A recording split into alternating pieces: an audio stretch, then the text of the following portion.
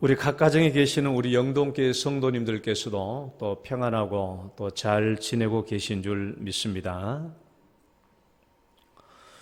오늘 설교 제목은 믿음으로 승리하는 길입니다.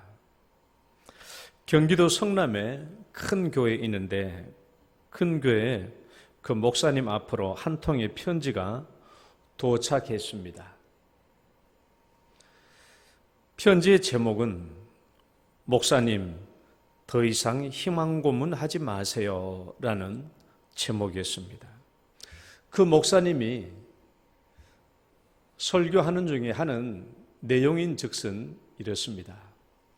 그 교회 권사님에게서 오는 편지인데 목사님 더 이상 희망 고문하지 마세요 라는 제목의 내용은 이렇습니다. 그 권사님이 일찍이 그 교회에 오셨어요.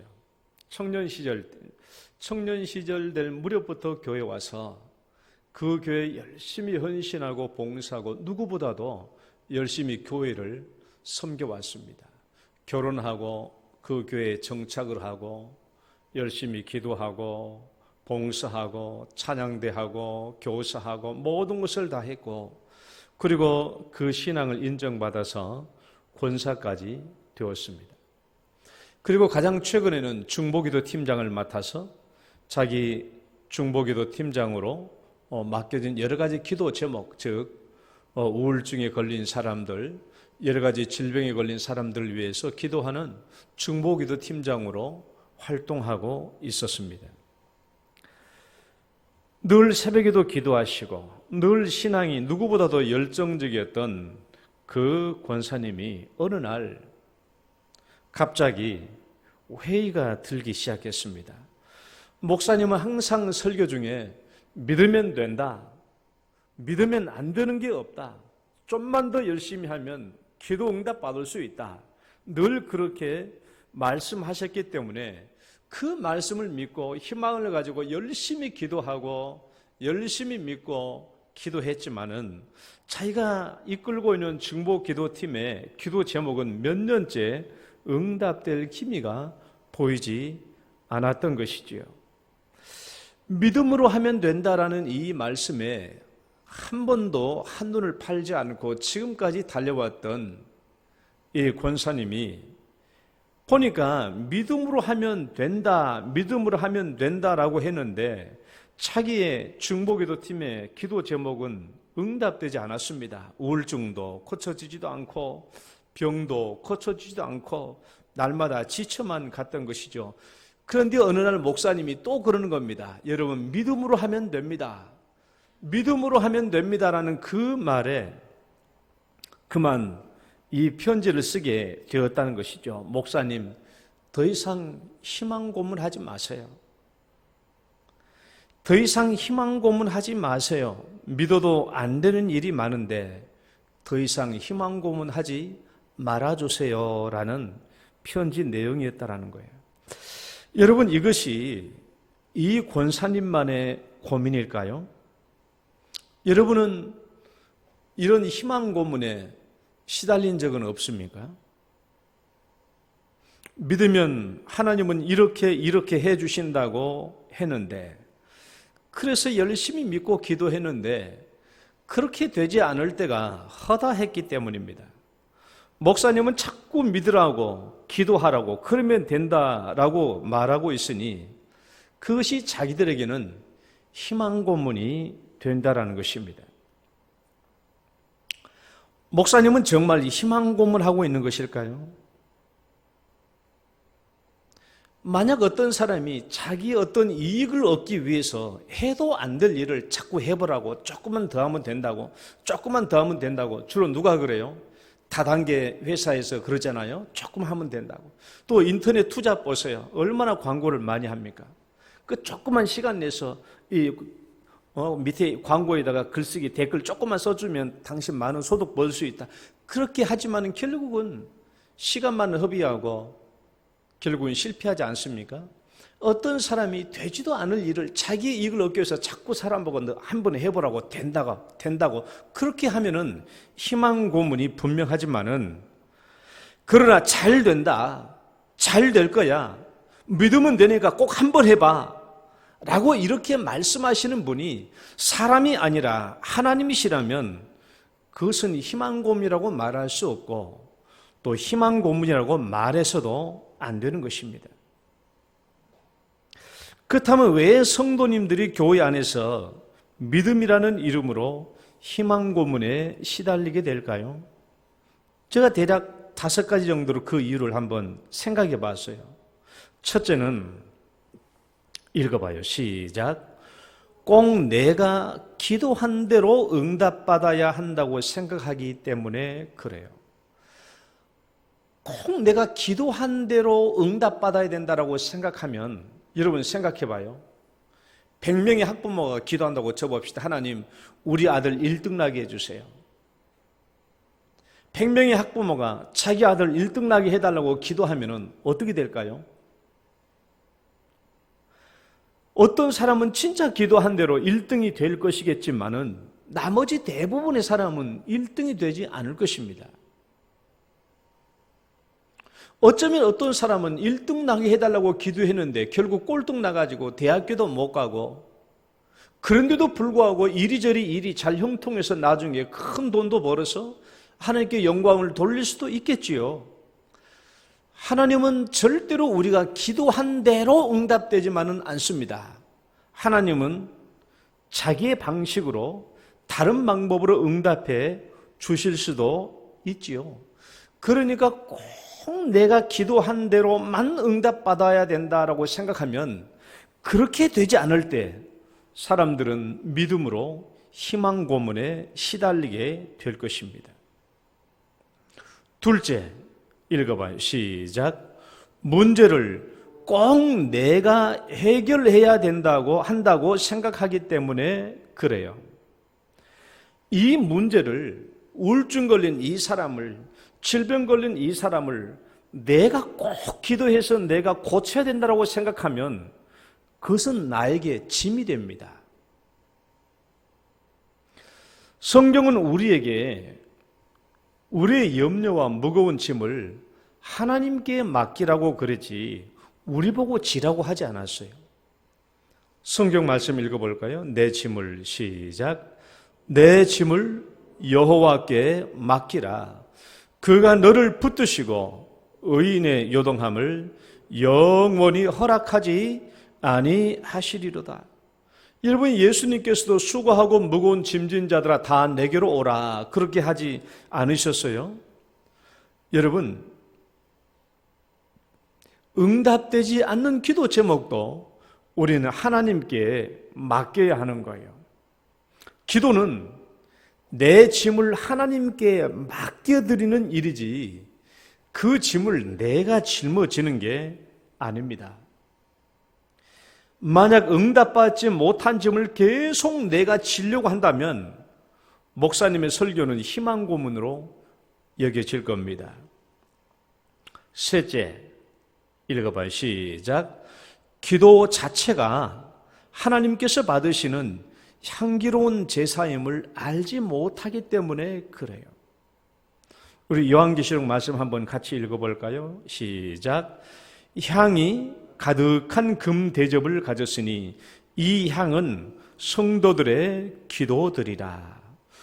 또 다른 천사가 와서 제단 곁에 서서 금 향로를 가지고 많은 향을 받았으니 이는 모든 성도의 기도와 합하여 보좌 앞 금제단에 드리고자 함이라. 향연이 성도의 기도와 함께 천사의 손으로부터 하나님 앞으로 올라가는지라. 이 땅에서 하나님의 자녀들이 드리는 기도는 하나님께 드려지는 향기로운 제사예요. 그러니까 기도 자체가 하나님께 응답받느냐 응답받지 않느냐 따지기 전에 먼저 우리가 드리는 기도는 하나님께서 아주 기뻐 받으시는 향기로운 제사가 된다라는 것입니다. 하나님은 우리의 제사를 굉장히 기뻐하시죠. 또 성경 구절 봐봐요.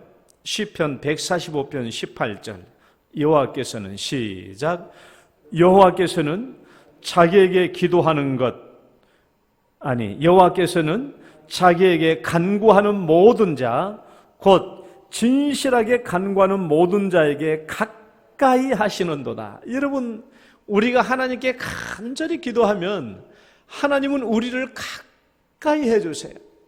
하나님이 우리를 가까이 받아주십니다. 여러분, 그러니까 기도하는 것 자체가 얼마나 큰 은혜며 하나님께 얼마나 큰 축복입니까? 이게 대단한 축복이죠.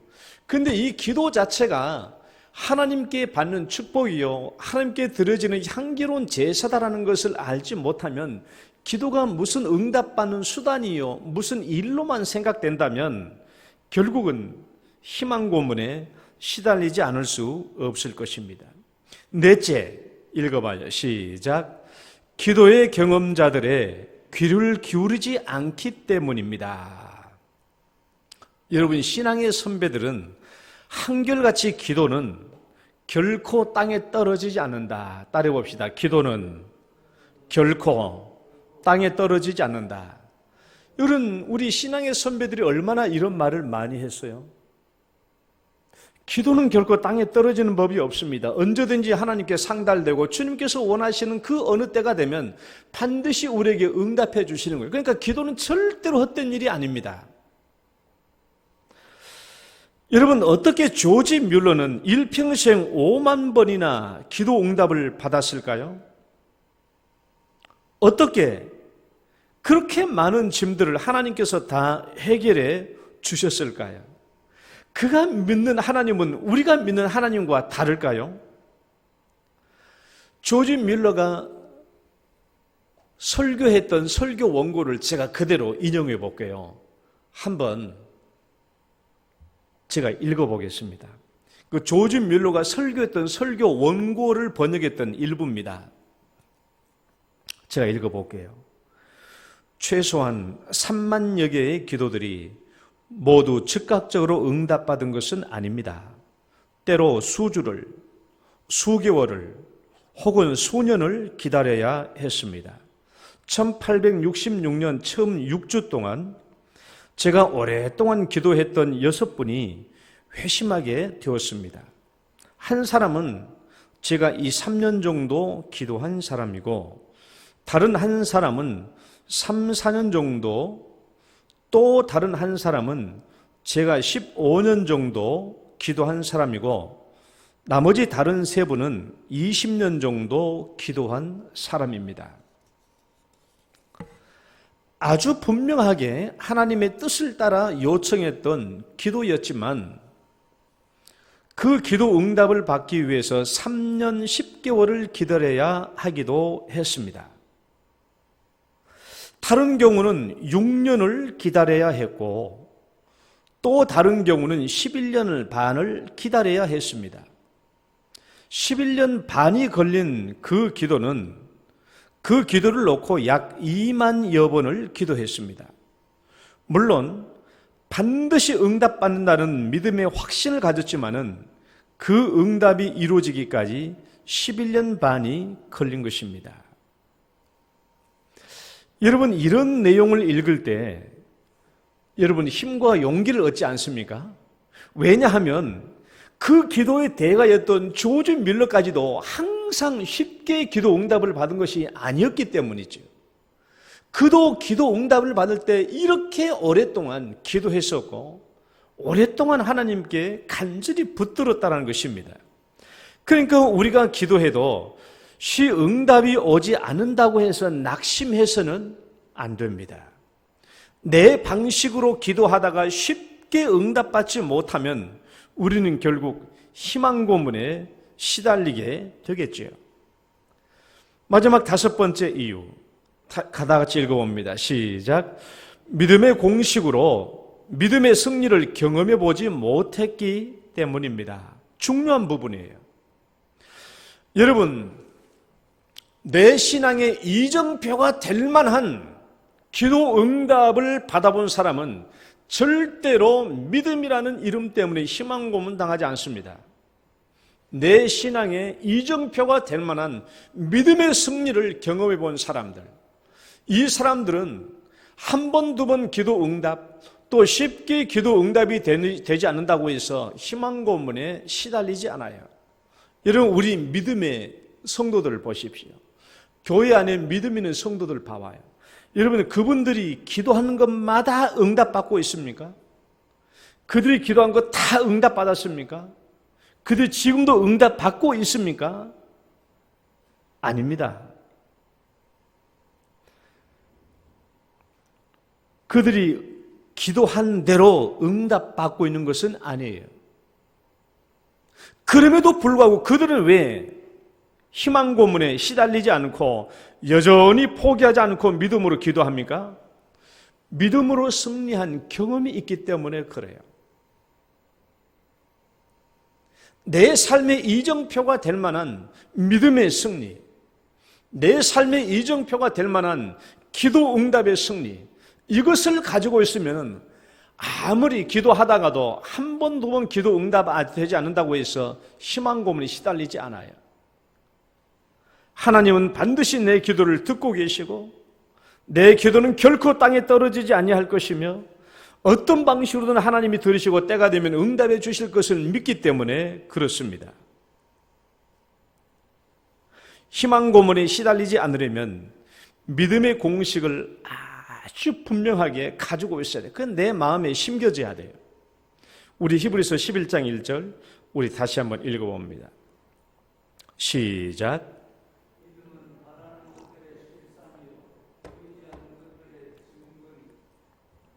믿음은 우리가 바라는 것이 실제가 되도록 해줍니다. 우리가 바라는 것이, 믿음은 바라는 것들의 실상이요. 믿음은 내가 바라는 것들이 실제가 되도록 만들어줍니다. 그런데 우리가 바라는 것에 제한이 있나요? 보세요. 우리가 바라는 것에 어떤 제한이 있습니까? 어떤 것은 되고 어떤 것은 안 된다. 이런 제한이 있나요? 우리가 무엇을 바라든지 상관없어요. 무엇이든지입니다. 무엇이든지. 우리가 구하는 것은 무엇이든지라고 성경은 한두 번 말하는 게 아니죠. 우리 성경 구절 같이 한번 읽어봅니다. 마태복음 18장 18절 시작. 진실로 너희에게 이르노니 무엇이든지 너희가 땅에서 메면 하늘에서도 메일 것이요 무엇이든지 땅에서 풀면 하늘에서도 풀리리라. 18장 19절 시작. 진실로 다시 너에게 이르노니 너희 중에 두 사람이 땅에서 합심하여 무엇이든지 구하면 하늘에 계신 내 아버지께서 그들을 위하여 이루게 하시리라. 마태복음 21장 22절 시작. 너희가 기도할 때에 무엇이든지 믿고 구하는 것은 다 받으리라 하시니라. 요한복음 14장 14절 시작. 내 이름으로 무엇이든지 내게 구하면 내가 행하리라. 요한복음 15장 7절 시작. 너희가 내 안에 거하고 내 말이 너희 안에 거하면 무엇이든지 원하는 대로 구하라. 그리하면 이루리라. 그 외에도 성경 구절 많은데 시간상 다 지워버렸어요. 무엇이든지, 여기는 무엇이 포함되어 있습니까? 무엇이든지 원하는 대로 구하라. 여기는 무엇이 포함되어 있습니까? 경제적인 문제도 포함되어 있고, 정치적인 문제도 포함되어 있고, 우리 직장 문제도 포함되어 있고, 인간관계 문제도 포함되어 있고, 가정 문제도, 자녀 문제도, 사업 문제도, 연애하는 문제도, 대학 진학 문제도, 성격 문제도, 전도하는 문제도, 가정 복음화 문제도, 교회 부흥 문제도 여기에 포함되지 않는 것은 하나도 없습니다. 내가 바라는 모든 것이 다 포함되어 있어요. 혹시 여러분 중에 지금 고민하고 있는 거 있습니까? 여러분의 삶에 문제가 있습니까? 여러분에게 어떤 소원이 있습니까? 그것도 포함된 줄 믿으시기 바랍니다. 어떤 것도 포함되지 않는 것이 하나도 없어요. 우리 인생살이 전체 문제가 다 포함되어 있습니다. 믿음으로 구하면 무엇이든지 구하는 대로 우리 바라는 것이 다 실제가 되도록 해 주십니다. 만약에 우리가 바라는 것, 구하는 것에 제한을 둔다면 무엇은 되고 무엇은 안 되니까 무엇은 구하고 무엇은 구하지 말라, 이렇게 제한을 둔다면 이 말씀하시는 분은 하나님이 아니죠. 왜 성경 안에는 무엇이든지라고 말하겠어요? 이 무엇이든지를 이루어주시는 분이 전능하신 하나님이시기 때문에 제한을 두지 않는 것입니다. 하나님은 무에서 유를 창조하시는 분이죠. 없는 것을 있는 것으로 불러내시는 하나님이에요. 만약 우리가 무엇을 바라고 소원하고 기도해도 그것을 얻지 못한다면 하나님의 능력에 문제가 있는 것이 아니라 우리의 믿음에 문제가 있는 것이죠. 그래서 우리는 믿음의 공식을 아주 분명하게 해야 돼요. 믿음은 하나님 플러스 생성이에요. 우리 읽어봐요. 시작. 믿음은 하나님 플러스 생성이다. 믿음은, 우리가 믿으면 하나님은 우리가 바라는 것을 위하여 이루어 주시고 일하시고 만들어 주시고 성취해 주셔서 마침내 실상이 되게 해 주십니다. 그러니까 믿음은 하나님 플러스 생성이에요. 이것을 항상 우리의 심령에, 가슴에 새기고 있어야 되는 것입니다. 우리 믿음이 왜 희망 고문에 시달리게 되는지, 그 이유와 희망 고문에 시달리지 않으려면 우리 믿음이 어떠해야 되는지를 제가 좀 말씀을 드리려고 해요. 우리의 믿음의 공식이 오염되지 않게 해야 됩니다. 자, 첫 번째 한번 읽어봐요. 제목 1번 시작. 믿음이 가능성에 오염되지 않게 하라. 이 말씀 잘 들어야 돼요. 다시 한번 읽어봐요. 시작. 믿음이 가능성에 오염되지 않게 하라. 믿음이 무엇이 쉽게 오염되는 줄 아십니까? 바로 이 가능성에 아주 쉽게 오염됩니다. 우리 믿음이 무엇에 동력을 얻고 우리 믿음이 무엇에 진작되어야 되겠어요? 하나님의 말씀에, 그리고 하나님을 바라보는 것으로 우리 믿음의 동력이 살아나고 우리 믿음이 진작되어야 되는데, 그럴 때는 사실 그렇지 않고 우리 믿음이 가능성에 따라 진작되고 가능성에 따라 우리 믿음이 소멸될 때가 많기 때문에 그렇습니다. 실제로 보면 우리의 믿음은 뭔가 좀 가능성이 있으면 믿어보려고 하고 가능성이 없으면 안 믿으려고 하는 것이죠. 제가 말씀드렸다시피, 자, 공무원 99명을 뽑는데 100명이 지원했다고 쳐봅시다. 공무원 99명을 뽑는데 100명이 지원했어요. 실현 가능성이 99%입니다. 누가 새벽에 와서 간절하게 하나님께 기도하며 하나님을 붙들겠어요? 실현 가능성이 99%인데 누가 와서 새벽에 하나님께 기도하려고 하겠습니까? 그렇게 할 필요 없겠죠. 또 합격했다고 칩시다. 누가 하나님의 도움으로 합격했다고 말하겠습니까? 반대로 2명을 뽑는데 100명이 지원했다고 쳐봅시다. 2명밖에 안 뽑는데 100명이 지원했어요. 실현 가능성 2%, 떨어질 가능성이 98%예요. 가능성을 보면 떨어질 것이 확실하기 때문에 이런 경우에 사람들은 도전할 믿음조차 상실해버리고 좌절하고 낙마하고 애초부터 시작조차 하지 않고 포기할 때가 많을 것입니다. 믿음조차 상실해버려요. 그런데 50명을 뽑는데 100명이 지원했다고 쳐봅시다. 그러면 가능성 50%야. 어떻게 하면 좀 될 것 같아? 야, 이거 좀만 열심히 하면 될 것 같은데? 주로 언제 기도합니까? 바로 이런 때 기도하잖아요. 하나님, 이번 좀 될 것 같습니다. 하나님 좀 도와주세요 하면서 새벽에 나와서 기도하고 열심히 간절히 기도합니다. 그러니까 우리의 기도가, 우리의 믿음이 어디에 달려있어요? 가능성이 달려있는 거예요. 가능성이. 가능성이 있으면 좀 믿으려고 하고 가능성이 없으면 안 믿는 것입니다. 그러니까 우리 믿음이 순전히 가능성이 좌우되는 것이죠. 그것이 우리가 가지고 있는 잘못된 믿음이고 가능성에 오염된 믿음이라는 거예요. 외적인 가능성에 따라서 믿음이 발동되기도 하고 믿음이 상실되기도 한다면 이것은 믿음이 아니죠.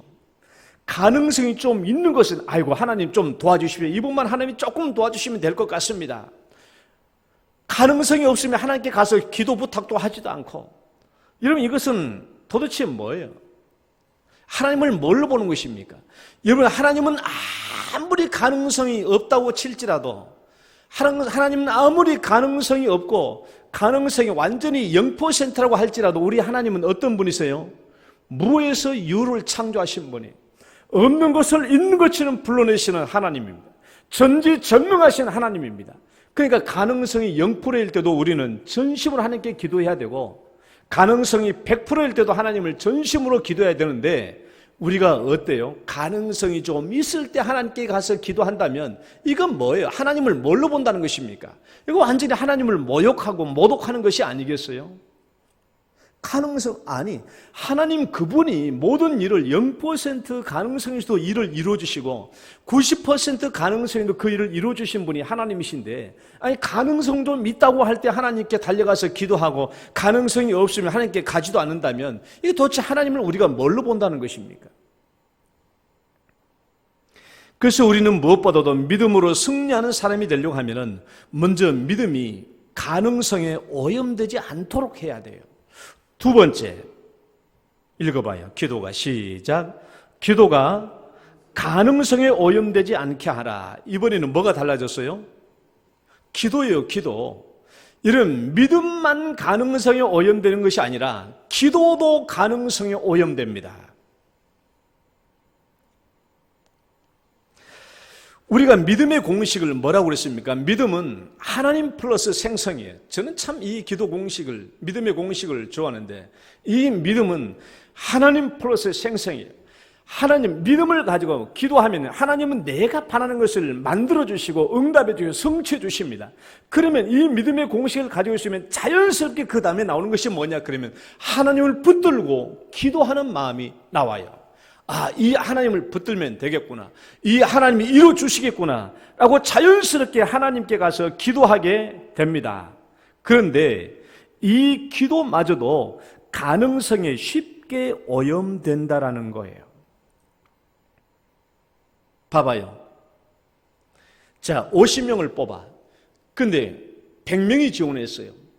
50명을 뽑는데 100명이 지원했습니다. 이것은 조금만 내가 하면 될 것 같아. 이럴 때는 믿음이 발동되는, 하나님 저 도와주세요. 하나님이 좀만 도와주시면 제 될 것 같습니다. 그래서 열심히 기도하고 희망을 가지고 새벽에 기도하고 열심히 합니다. 그런데 90명을 뽑는데 100명을 지원했어요. 그러면 실현 가능성이 90%야. 90명을 뽑는데 100명이 지원했어. 거반 실현 가능성 조금만 있으면 되겠죠? 그럼 생각해 봐요. 실현 가능성이 50%일 때 하고 실현 가능성이 90%일 때 누가 더 열심히 기도하겠어요? 실현 가능성이 50%일 때 더 열심히 기도하겠죠. 실현 가능성이 90%인데 누가 새벽에 와서 기도합니까? 뭐 좀만 하면 될 텐데. 그러니까 실현 가능성이 높을수록 사람들의 기도의 강도는 약해요. 물론 실현 가능성이 90%일 때도 하나님께 와서 기도할 수 있겠죠. 그런데 한번 기도의 질을 따져봐요. 자, 실현 가능성이 50%인 사람이 하나님께서 조금만 도와주시면 될 것 같아 해가지고 새벽에 나와서 기도한다고 쳐봅시다. 그 사람의 기도의 간정성과 간절성과 그 사람의 기도의 진정성과 실현 가능성이 거의 90%야 아니면 95%야. 이런 사람이 새벽에 나와서 기도할 때 그 사람의 기도의 간절성과 기도의 진정성을 한번 따져보면 어떻게 되겠어요? 실현 가능성이 90% 된 사람들은 그냥 와서 형식적으로 한번 기도해 본 거예요. 아유, 그래도 기도해야 되니까. 그냥 대충 기도한 것입니다. 대충 기도. 기도해 보는 거예요.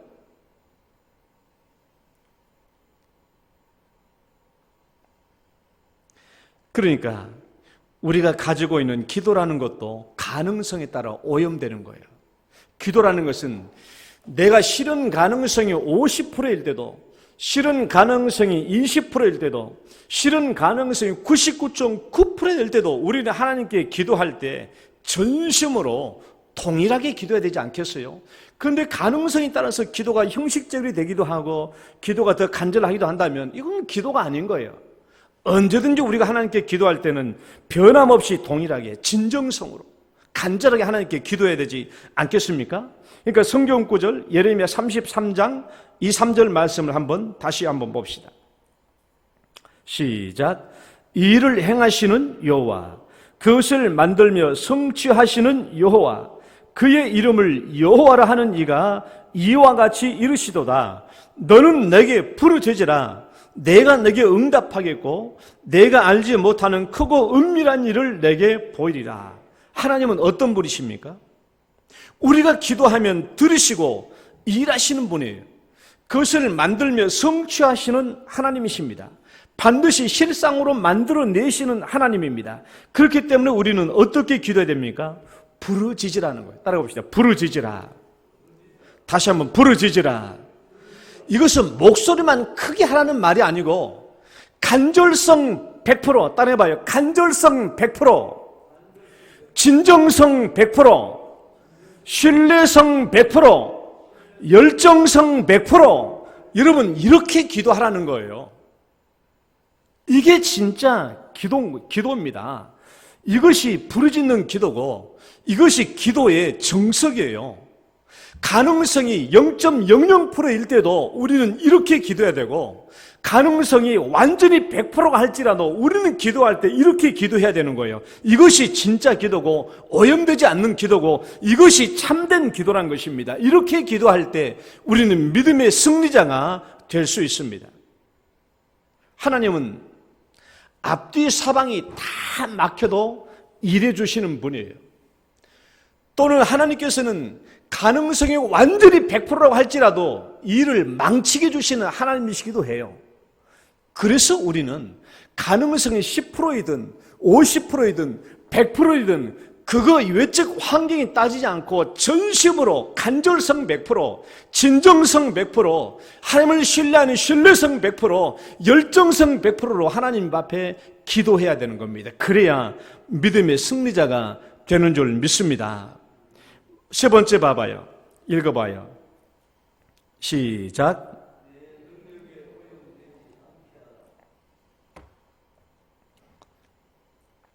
우리의 믿음과 기도를 오염시키는 것은 외적 가능성에 의해서만 오염되는 게 아니에요. 내 능력에 의해서도 내 믿음과 기도가 오염됩니다. 자, 우리는 크든 작든 각자의 능력을 지니고 있어요. 이건 사실입니다. 그런데 우리 각자가 가지고 있는 능력들이 어떻게 믿음과 기도를 오염시킬까요? 자, 봅시다.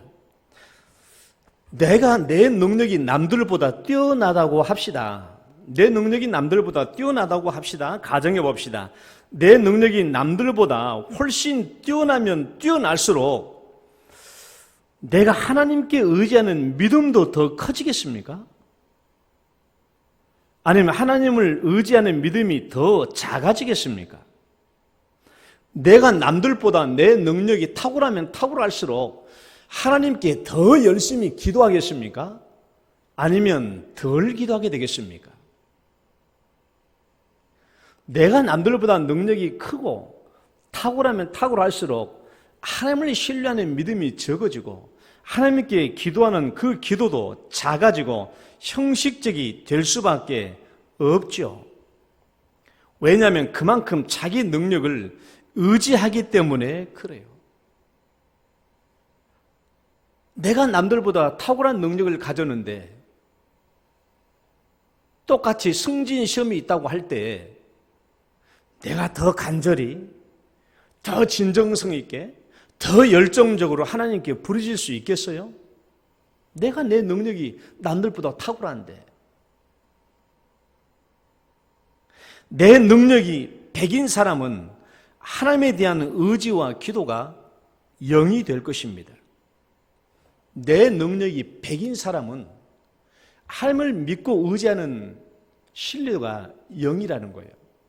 만약에 내 능력이 70이라고 친다면 하나님을 믿고 의지하는 것이 30이 될 겁니다. 만약에 내 능력이 30밖에 안 된다면 하나님을 믿고 신뢰하는 것이 그만큼 커질 것입니다. 내 능력으로 안 되니까. 내 능력이 정말 아주 하찮게 내 능력이 0밖에 안 된다면 하나님을 의지하는 것들이 100이 될 것입니다. 그렇기 때문에 내가 가지고 있는 능력이 내 믿음과 기도를 오염시킨다라는 거예요. 진짜로 내 능력이 80이라고 쳐봅시다. 이것이 엄연하고 객관적인 사실이라고 쳐봅시다. 자타가 인정하는 내 능력이 100에서 80이라고 쳐봅시다. 그래서 남들보다 더 뛰어난 능력을 가졌다고 쳐봅시다. 이런 사람은 믿음의 공식이 어떻게 변질되는가 함께 한번 살펴봐요. 자, 제가 말씀드렸던 믿음의 공식은 믿음은 하나님 플러스 생성이라고 했어요. 자, 하나님 플러스 생성이에요. 하나님이 100이에요, 100. 믿음은 하나님께서 완전히 나를 위해서 일해 주시기 때문에 그것이 성취되는 거예요. 저것이 믿음의 공식입니다. 그러면 변질된 믿음의 공식을 한번 봅시다. 변질된 믿음의 공식은 저래요. 믿음은 하나님이 20이고 내 능력이 80이고 거기서 생성이 만들어져요. 그러면 여러분 저 상황에서 저 사람이 가진 믿음을 보십시오. 저 사람이 가진 믿음은 하나님을 의지하는 것이 20밖에 안 돼요. 그리고 내 능력이 80으로 작용해요. 그러면 여러분 내가 저 하나님을 의지하고 믿고 기도하는 것이 온전히 되겠습니까? 그래서 내가 가지고 있는 믿음과 기도가 오염되는 거예요. 내 능력이 80으로나 80이나 작용해서 일이 이루어지기 때문에 나를 더 믿지 하나님을 더 믿는 것이 아니라는 것입니다. 그렇다면 이제 중요한 결론으로 내려가 보겠습니다. 이제 믿음으로 승리하는 길이에요. 그러면 어떻게 해야 내 능력이 내 믿음과 기도를 오염시키지 않을 수 있나? 중요한 질문이에요. 어떻게 해야 내 능력이 내 기도와 믿음을 오염시키지 않을 수 있는가? 왜냐하면 그래야 믿음으로 승리할 수 있기 때문에 그래요. 그래야 믿음으로 승리할 수 있거든요. 자, 1번 읽어봐요. 나의 능력을 시작. 나의 능력을 제로화시키라. 나의 능력을 제로화시키라. 이것이 정답입니다. 내 능력이 80이나 된다고 할지라도 내 능력을 보지 말고 나는 아무것도 아니라고 생각하고 내 능력을 제로화시켜야 돼요. 내 능력을 제로화시키라. 내 능력을 0으로 놓는 것이 믿음으로 승리하는 길입니다. 내 실력을 아무것도 아닌 것으로 보아야 합니다. 내가 시험 준비를 더 열심히 해서 내 능력이 95%까지 향상되었다고 할지라도 그것을 0으로 놓을 줄 알아야 돼요. 그래야 전심으로 하나님을 붙들고 의지하고 간절히 하나님께 기도할 수 있기 때문이죠. 여러분, 믿음이라고 하는 것은 다름 아닌 나의 능력을 0으로 놓는 일입니다. 읽어봐요. 다 같이 시작. 믿음이란 다름 아닌 자기의 능력을 0으로 놓는 일입니다. 이거 쉽지 않아요. 내 능력을 제로화시킨다는 것은 쉬운 일이 아닙니다. 자기를 부정하면, 자기를 부정하지 않으면 될 수 없는 일이죠. 내 능력을 제로화시키는 것은 이것은 믿음으로 되는 일이에요. 믿음으로 되는 일. 우리가 내 능력을 제로화시키지 못하기 때문에 신앙의 모든 부작용이 나타나는 것입니다. 거기서 교만이 나타나고 거기서 자랑이 나타나고 남을 무시하는 것과 함부로 대하는 무례함이 나타나고 분노와 싸움과 갈등이 여기서 오는 거예요. 내 능력을 제로화시키지 못하니까 그러는 거예요. 그러나 자기의 능력을 제로화시키면 어떻게 돼요? 나는 아무것도 아닙니다. 겸손이 나와요. 나는 아무것도 아닙니다. 자기를 낮추는 모습이 나와요. 거기서 온유함이 나옵니다. 거기서 친절이 나오고 그리고 배려와 사랑이 나오죠. 능력을 제로화시키는 것은 그래서 믿음으로 되는 일이에요. 믿음으로 되는 일. 내 능력을 제로화시키는 것은 쉽게 되는 일이 아니고 믿음으로 되는 일이에요. 믿음으로. 정말 성경도 그것을 요구하고 있습니까? 정말 성경도 내 능력을 제로화시켜야 한다고 말하고 있습니까? 그렇습니다. 그래야 하나님이 일하시기 때문에 그래요. 믿음은 하나님 플러스 생성인데 내 능력을 제로화시킬 때 하나님이 일하시기 때문에 그렇습니다.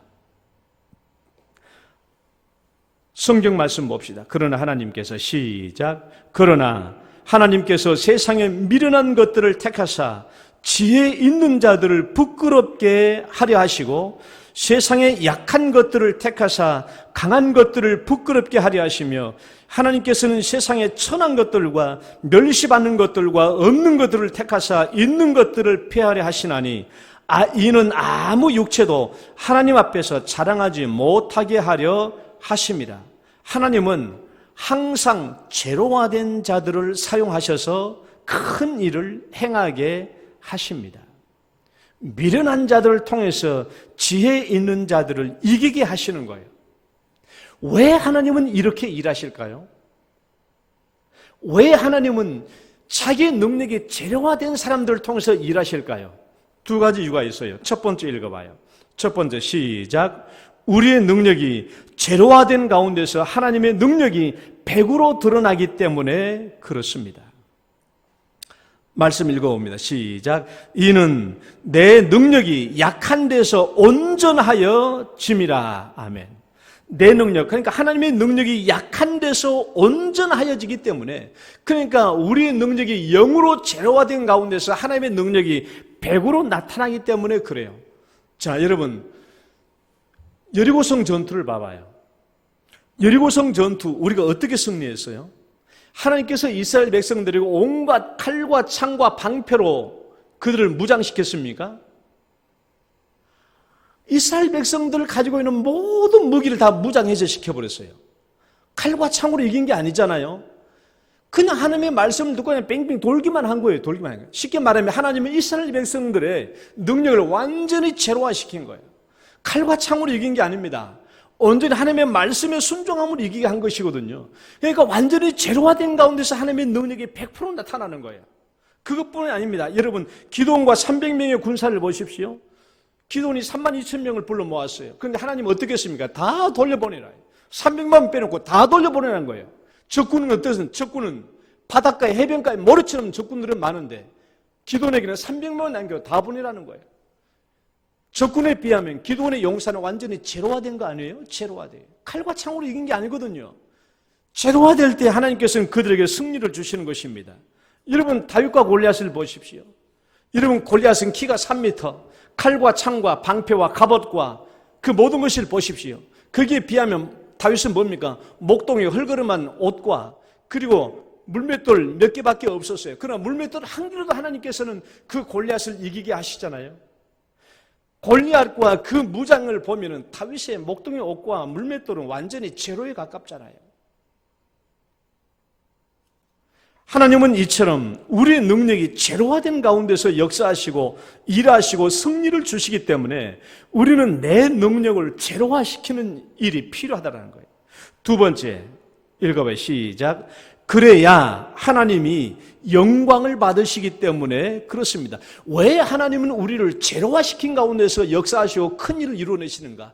그래야 하나님이 영광을 받으시니까. 여러분, 기드온에게 자꾸 왜 300만 원 남게 왜 다 보내라고 했습니까? 그렇지 않으면 너희들의 힘으로 너희들의 능력으로 이겼다라고 자랑할까 봐가지고 하나님이 안 그렇다라는 거 다 돌려보내라는 것입니다. 그래야 사람이 우리의 힘으로 된 것이 아니라 하나님께서 도와주셨구나라고 하나님께 영광과 찬송을 돌리기 때문에 그렇다라는 거예요. 여러분, 내 능력 80으로 이 일을 이뤘다고 쳐봅시다. 누가 하나님을 자랑하겠습니까? 자기 실력 자랑하죠. 그래서 하나님은 자기 능력에 오염된 믿음에는 역사하지 않습니다. 따라 봅시다. 오염된 믿음에는 역사하지 않는다. 오염된 믿음에는 역사하는 게 아니에요. 왜? 자기 자랑하니까. 그다음에 두 번째, 믿음으로 승리하는 비결 두 번째, 시작. 외적 가능성을 제로화시키라. 외적 가능성을 제로화시켜야 돼요. 믿음으로 승리하려면 외적 가능성을 제로화시켜야 됩니다. 여러분 100명 중에 90명을 뽑을지라도 외적 가능성이 90%가 될지라도 이 가능성을 제로화시켜야 돼요. 공무원 90명 뽑는데 100명이 지원했어요. 실현 가능성이 90%입니다. 그럴지라도 이 가능성을 제로화시켜야 돼요. 만약 이 가능성을 제로화시키지 않으면 어떻게 됩니까? 사람이 붕 떠요. 90%? 좀 하면 될 거야. 좀 하면 될 거야. 자만심이 나오고 경거망동이 나오고 진중하지 못해요. 이런 일 같으면 하나님이 없어도 돼. 하는 이런 비신앙적인 모습이 나옵니다. 외적 가능성이 90%라는 그것을 의지하면 우리의 삶이 비신앙적으로 된다는 거예요. 그렇기 때문에 우리가 외적 가능성이 90%로 높을지라도 그것을 제로화시키는 거예요. 그리고 외적 가능성이 20%밖에 안 된다. 공무원 20명밖에 안 뽑는데 100명이 지원했다. 외적 가능성이 20%밖에 안 되잖아요. 이것이 낮다고 할지라도 이것을 제로화시켜야 되는 거예요. 외적 가능성이, 실현 가능성이 아주 낮아도 이것을 제로화시켜야 돼요. 이것을 제로화시키지 못하면 실현 가능성이 낮다라는 이 사실 때문에 우리가 절망하고 불안하게 되고 생각부터 패배하게 되는 거예요. 생각부터 지게 됩니다. 그러나 이런 실현 가능성이 아주 낮을지라도 내가 이것을 제로화시키면 어떻게 됩니까? 하나님을 의지하는 마음이 커져요. 하나님을 전심으로 찾고 그와 함께 전심으로 기도하는 능력이 커지는 것입니다. 그래서 외적 가능성이 크든 작든 제로화시키는 거예요. 여러분, 내 능력이 90으로 출중할지라도 이제 저를 잘 봐봐요. 내 능력이 90으로 출중할지라도 이 출중한 능력을 제로화시키는 일이 왜 중요한가? 때로는 내 능력이 20밖에 안 되는 하찮을지라도 이것을 제로화시키는 것이 왜 중요한 일인가? 내 탁월한 능력을 의지하다 보면은 하나님을 의지하지 않게 되고 그러면 전심으로 하나님께 기도하지 않게 되기 때문에 그렇습니다. 신앙생활이 경거망동하고 자만하게 돼요. 내 능력이 20밖에 안 되는 하찮은 능력일지라도 이것을 제로화시켜야 하나님을 전심으로 의지하고 절망과 낭망을 이겨내고 하나님을 붙잡고 하나님을 향해서 일을 이루게 달라고 기도할 수 있고 그래야 하나님이 일해 주시기 때문에 그렇습니다. 외적 가능성이 100% 가깝고 외적 가능성이 90% 가깝다고 할지라도 이것을 제로화시켜야 되고 외적 가능성이 20%밖에 안 되는 조그맣다고 할지라도 이것도 제로화시켜야 돼요.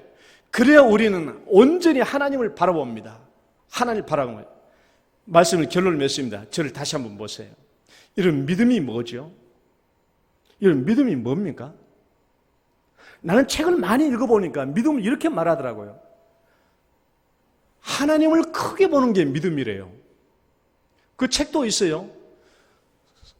상황이 크게 보이고 하나님이 작게 보일 때, 사람이 크게 보이고 하나님이 작게 보일 때, 이거 실패하는 믿음입니다. 이건 100% 실패예요. 믿음이 뭐예요?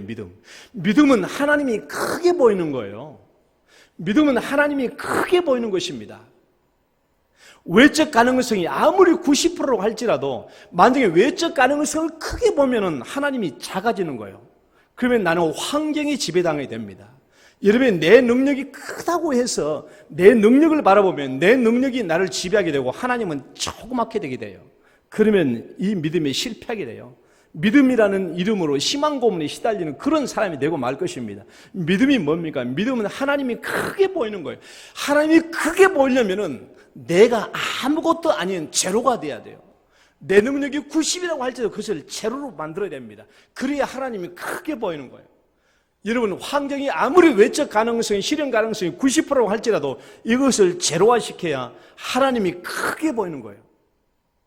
하나님이 크게 보여야 우리가 전심으로 그 하나님을 향해서 기도하게 됩니다. 내 자신과 모든 것이 완전히 제로화가 되어야 하나님 앞에 겸손히 무릎 꿇고 기도하게 됩니다. 환경의 가능성이 높든 낮든 내 능력이 크든 작든 이것을 제로화시킬 때 우리는 겸손하게 하나님 앞에 무릎 꿇고 기도하되 간절성 100%, 진정성 100%, 신뢰성 100%, 열정성 100%를 가지고 하나님께 기도할 수 있는 것입니다. 이것이 믿음으로 승리하는 길이에요. 우리의 믿음과 기도가 외적 환경이나 내 능력에 오염되지 않게 하시고 온전히 하나님이 크게 보임으로 믿음으로 승리하는 여러분 되시기를 주의 이름으로 축원합니다. 하나님 감사합니다. 우리의 믿음과 기도가 외적 환경 때문에 오염되고 내 능력 때문에 오염될 때가 많습니다. 하오나 하나님, 이 모든 것을 제로화시켜서 하나님이 크게 보이게 하시고 전심으로 하나님께 무릎 꿇고 기도함으로 우리 하나님이 100% 만들어주시는 일을 경험하는 저희들 되게 하여 주옵소서. 예수님 이름으로 기도드립니다.